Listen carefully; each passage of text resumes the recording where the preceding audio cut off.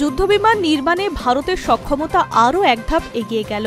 শুক্রবার মহারাষ্ট্রের নাসিক আকাশে প্রথম উড়ল হিন্দুস্তানের অ্যারোনস্টিক লিমিটেডের তৈরি তৃতীয় Tejas LCA Mk-1A fighter jet. অনুষ্ঠানে উপস্থিত ছিলেন প্রতিরক্ষা মন্ত্রী রাজনাথ সিং, যিনি নাসিকের হ্যাল উৎপাদন ইউনিটটির উদ্বোধন করেন। এই নতুন উৎপাদন লাইনে প্রতি বছর প্রাথমিকভাবে 8টি তেজাস বিমান তৈরি করা হবে।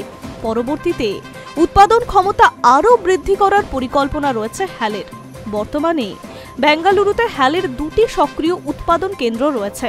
নতুন নাসিক লাইন যুক্ত হওয়ায় মোট উৎপাদন ক্ষমতা বছরে 24টি বিমান পর্যন্ত পৌঁছবে। एक समय था जब देश में रक्षा की जरूरतों को पूरा करने के लिए अन्य देशों पर हमारा देश निर्भर था और लगभग 65 to 70% डिफेंस इक्विपमेंट इंपोर्ट किए जाते थे। लेकिन आज स्थिति बदल चुकी है। अब भारत 65% मैन्युफैक्चरिंग अपनी ही धरती पर कर रहा है और बहुत जल्द ही हम अपनी डोमेस्टिक मैन्युफैक्चरिंग को 100% तक ले जाना चाहते हैं। यह हमारा संकल्प है। তবে বিশেষজ্ঞদের মতে ভারতীয় বায়ুসেনার পুরনো বিমানগুলির পরিবর্তে বছরে অন্তত 30 থেকে 40টি নতুন জেট প্রয়োজন। সেই লক্ষ্যে দেশীয় উৎপাদন ক্ষমতা আরও বাড়ানো এখন সরকারের মূল লক্ষ্য। নাসিক ইউনিটে তেজাস ছাড়া তৈরি হচ্ছে দেশীয় প্রশিক্ষণ বিমান HTT-40। রাজনাথ সিং শুক্রবার HTT-40-র দ্বিতীয় প্রোডাকশন লাইনও উদ্বোধন করেন। একই সঙ্গে দেখা যায় এক অনন্য দৃশ্য। একটি সুখোই বিমান প্রতীকীভাবে তেজাস Mk-1A-কে স্যালুট জানাচ্ছে, যা দেশীয় প্রতিরক্ষা প্রযুক্তির অগ্রগতির প্রতীক হিসেবেই ধরা হচ্ছে।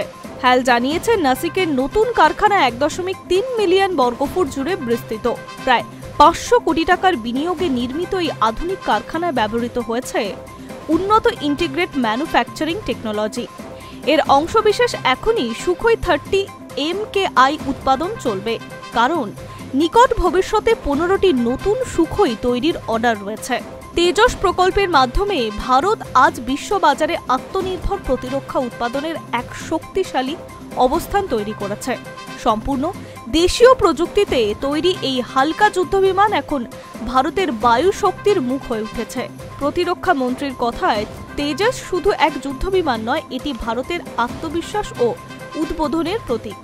নাসিকের আকাশে তেজসের এই প্রথম উড়ান কেবল প্রযুক্তিগত নয়, এক আবেগময় মুহূর্ত, যেখানে ভারত নিজের শক্তিকে গর্ব ভরে দেখালো গোটা বিশ্বকে।